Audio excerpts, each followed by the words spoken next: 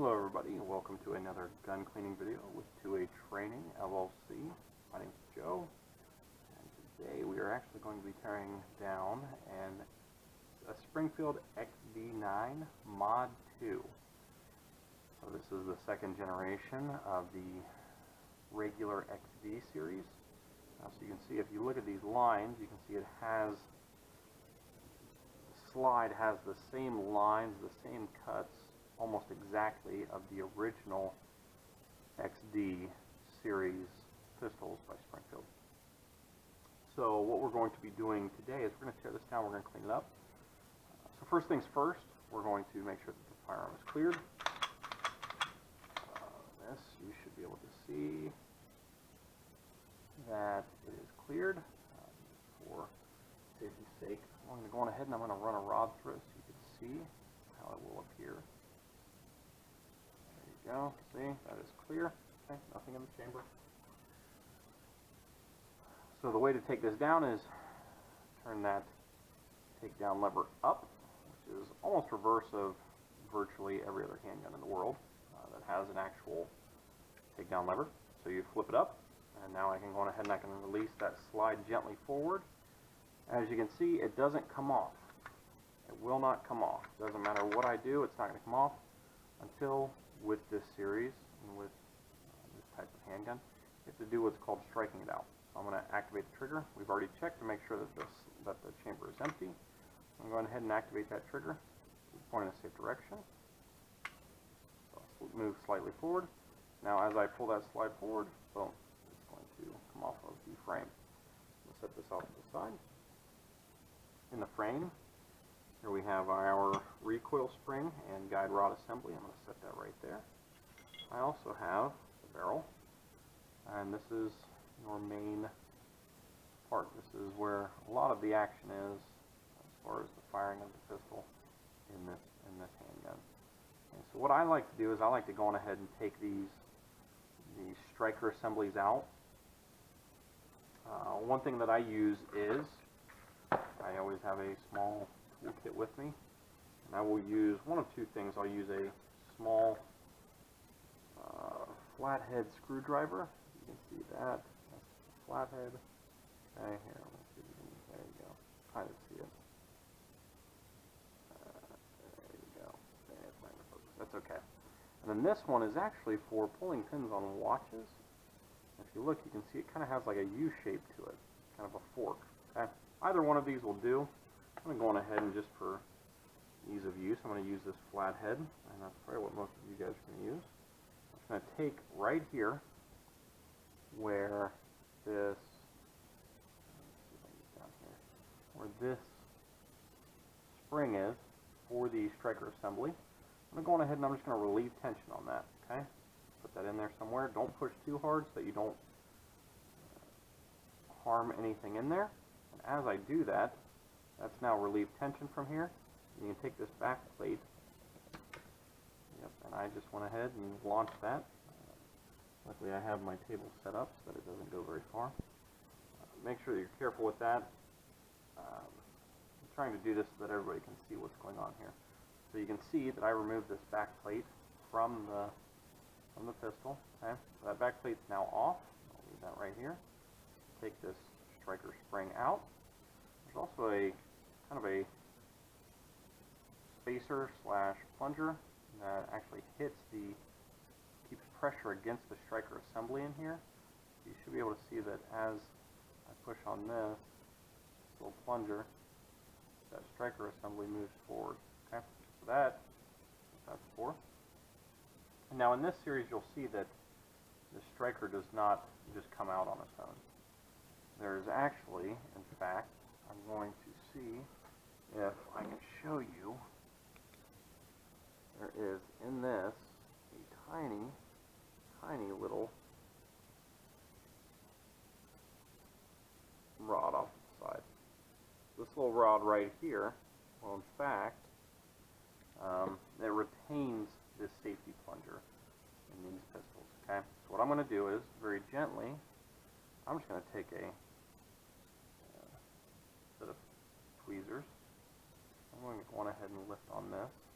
And the reason I say gently is because first of all, you want to depress this plunger to do this, okay, to be able to remove this.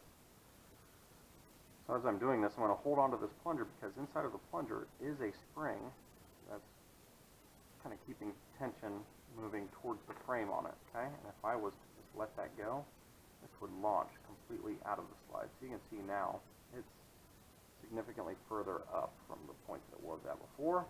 I can go ahead and take that out, okay? There's also a spring.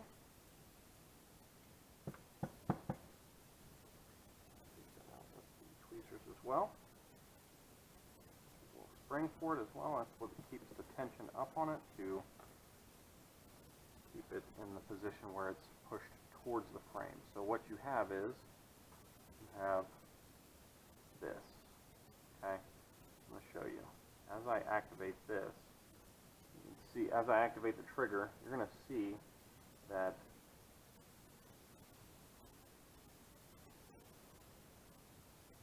that little lever right here, let me do it with a light.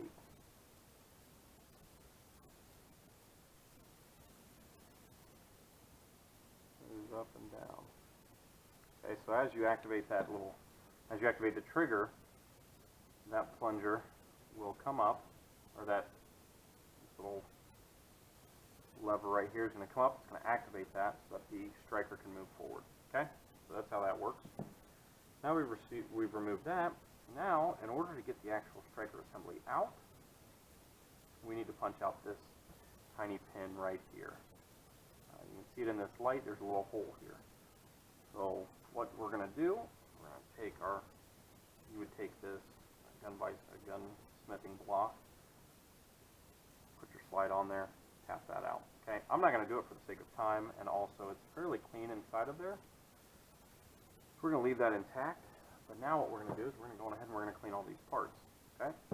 So I use shooter lube for a lot of my gun cleaning.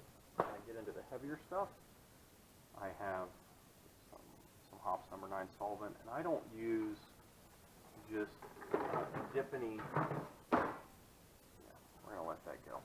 I don't just dip cloths in it. I actually take it and I pour it into a Tupperware container. And I just soak the cloths in it. When you do that, now I know that I can just reach in here, grab one patch. It's already soaked in the cleaner itself. That's how I do it. It makes it a lot easier, a lot cleaner whenever you're working on this kind of stuff. But for this video, what we're going to do is we're going to use shooter lube. Nice, quick, easy, but very effective cleaner. I'm just going to spray it across the whole firearm, any of the parts. Okay, now I've kind of I'm going to put it right in here because I can see a little bit of nastiness in there. A lot of times what I do with these is I will take them and soak these in a bath. I use Hornady. I just don't know where it's at. This is Hornady gun cleaner solution. I've actually already soaked this part, so I'm going to leave this as it is. What I do is I soak it, and then I take compressed air and I'll spray it out, or I take my air compressor and I'll just spray it out with that. Get all that debris out, take a brush to it, and then spray it out again. Okay? So this part's already been cleaned. I'm going to set this off to the side. So since we're looking at all this, honestly, you can, some of the stuff, once you let it set for a second, you're going to see that there's a little bit of carbon on my fingers. So if you just spray this stuff and let it set for a second, you're going to see that it just wipes right off with this shooter lube. Look at that filth. It's just gunk all over the place. That's what I use. Again, it's quick, it's easy, but it's still effective in its purpose. I take it, I'll just scrub it. This is just a plastic bristled brush. Just going to take it. This is really just getting any of the loose stuff off. I'm going to put that back down off to the side. This doesn't even need scrubbed. I'll just do it for the heck of it. The springs, I don't really scrub the springs. What I do is, as long as I have it sprayed with some solvent, you just, I'll just take a rag and I just run it through here twisting it so that as I'm twisting it, it's coming out of the cloth. So you can see there's some sticking through here. Okay, so I'll start out down here where there's not that much sticking through, and I'll just go on ahead and roll it through this rag, wiping off any of the excess carbon buildup or a lot of those additives from the gunpowder that don't burn. They just cake on anything and everything in the gun. So I've wiped that off now. We'll oil that later. Put that over there. The guide rod and recoil spring, again, I kind of just do the same thing.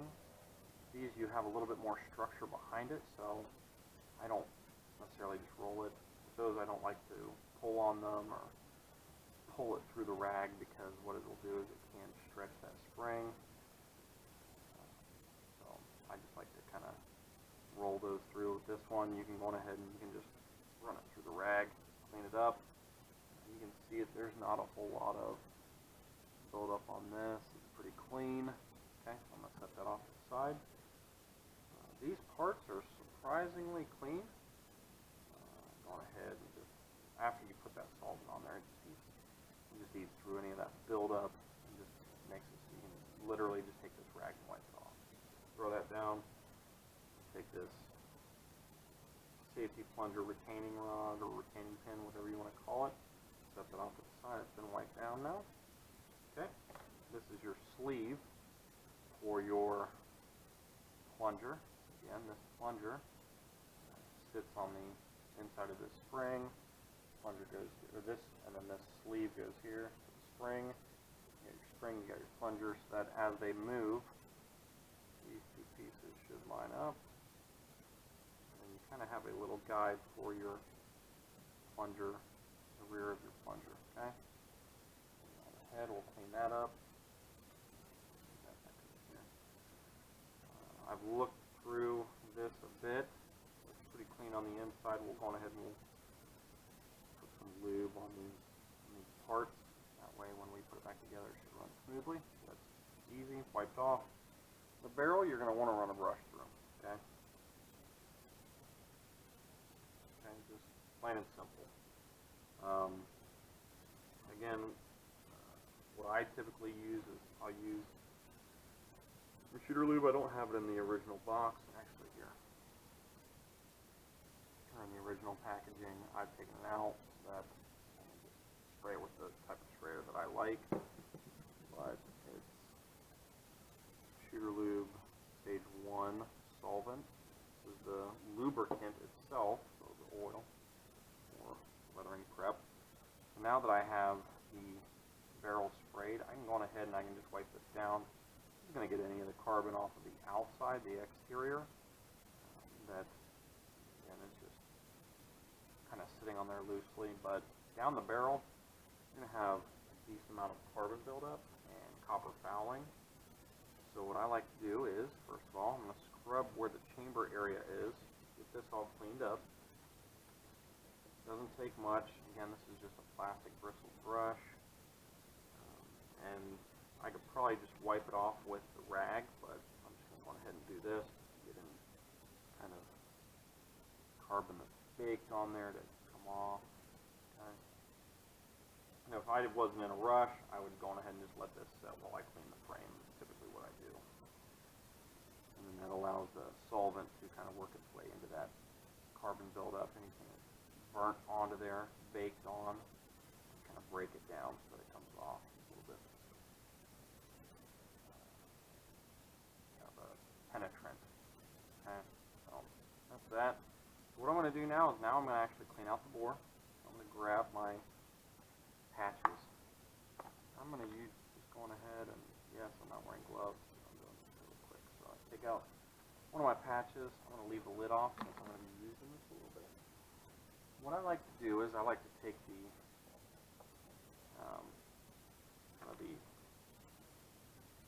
hold jag end, right? I'm going to put that on there, and what I'm going to do is I'm just going to feed this little patch through here. I don't want to scrub the inside of the bore at this moment. What I want to do is I just want to coat it with this Tops No. 9 solvent. The reason being is because I'm not really here to scrub it out at this point. I'm here to prep it for when I do scrub it out. Okay, so I'm going to run this patch through here a few times. Go ahead and get a little bit right there. I'm going to make sure that the entire inside of this barrel is just coated with this hop solvent. Okay, and I want to do that because I want to make sure that it starts to break down any of these buildups that are inside of here. Okay. There's copper fouling in it, or there's carbon buildup. I want to make sure that it's setting on there and it's going to start to break that down. Now, what I do typically at this point is, again, I spray it. I'll spray it with some shooter lube, and then I'll run one of my hops number 9 solvents through the bore. That way both of them can sit on there and start to break down that chemical compound, that carbon buildup, anything like that, work its way into it while I'm cleaning the frame. So then I would move on to this, and I'd start scrubbing it, soaking it, cleaning it out, lubricating contact points, things like that. Once I'm done with this, for the sake of time, then I move back to the barrel. Okay.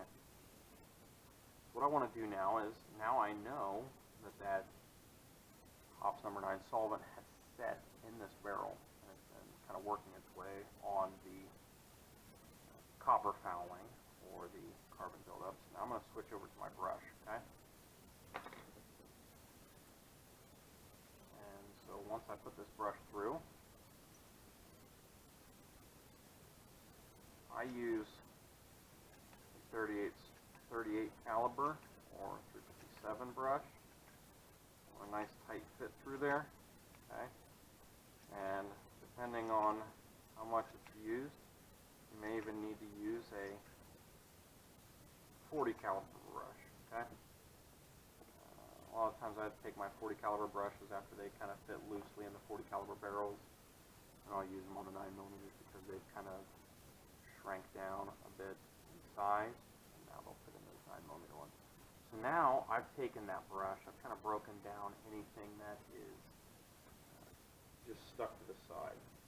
So I'm going to go on ahead and I'm going to grab a fresh patch with cleaner on it. I'm going to switch it to just my little push-through jag. Okay? I love using these, and when you use the right size, it's perfect for something like this, because now I've already loosened everything up. Now what I'm going to do is I'm just going to squeegee it through. And look at that. Look how filthy this is. See that? Look how much carbon came out of there. And I'm really not even putting any effort into this. Okay? So I'm going to go on ahead and I'm going to run it through the opposite way. Okay, just to make sure that I get anything out of there. Good, and it looks fantastic to this barrel. This bore looks very clean. Now what I like to do is I like to take the clean patches. Okay? Take a clean patch. And I'm going to go ahead and pull out any of that excess solvent, because you don't want to leave solvent in your bore for too long, especially if you're using a very aggressive one like a copper killer, copper break, things like that.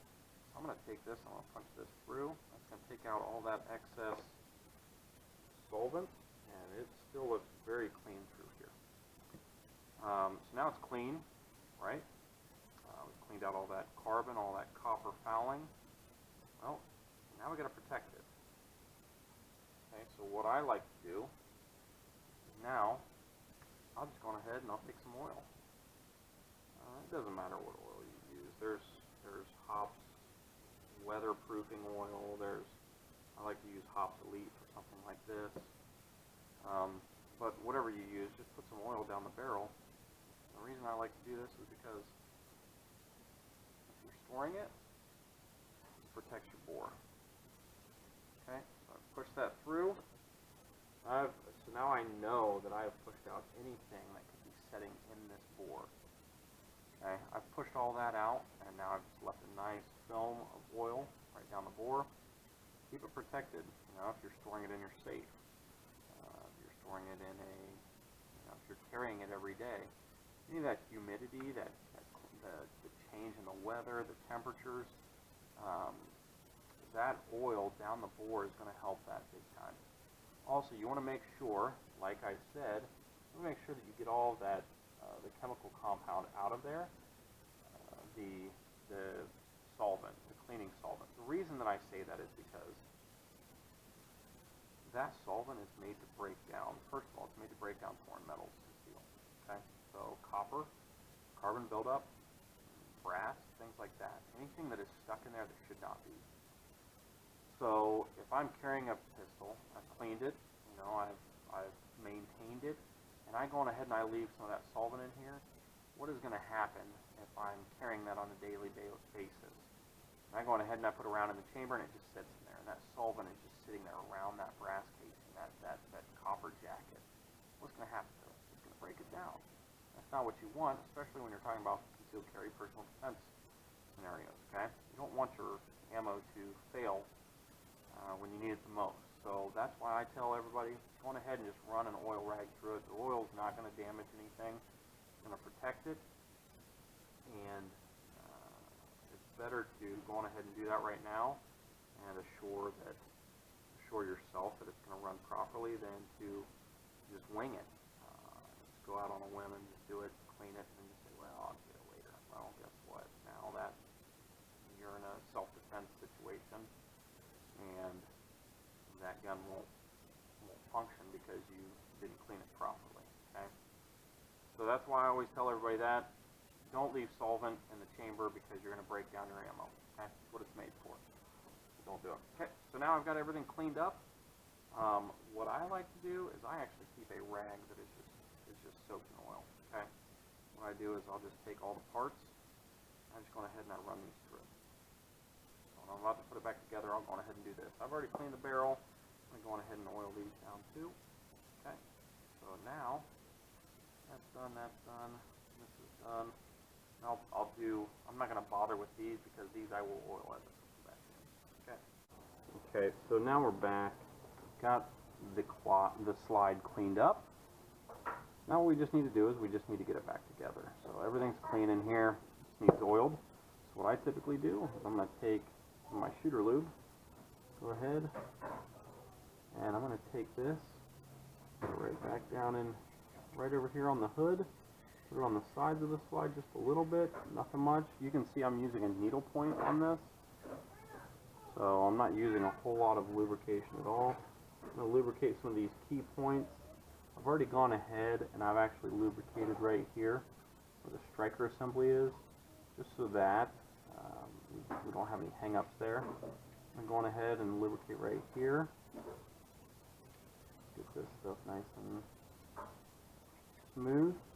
And then I'm just going to do a little bit right on the outside here. And this is why I use needle points, because you can tweak however much you want to use very easily. You can see that needle point now against my arm. You can adjust how much you want to actually place on wherever you're putting it. Okay. So now what we need to do is we need to go on ahead and put the rest of the striker assembly back in. So I'm going to go on ahead, put the slide up on its muzzle. We're going to take the safety plunger along with the spring. I'm going to put it back in. Okay, we've got that in there. And then we need the safety plunger retaining pin. Okay, I'm going ahead and put that back in. I've gone ahead and just lubricated down in there a little bit. Now it's in. Alright, great. By the way, if you hear anything in the background, it's probably my kids. Sorry if that's distracting to you.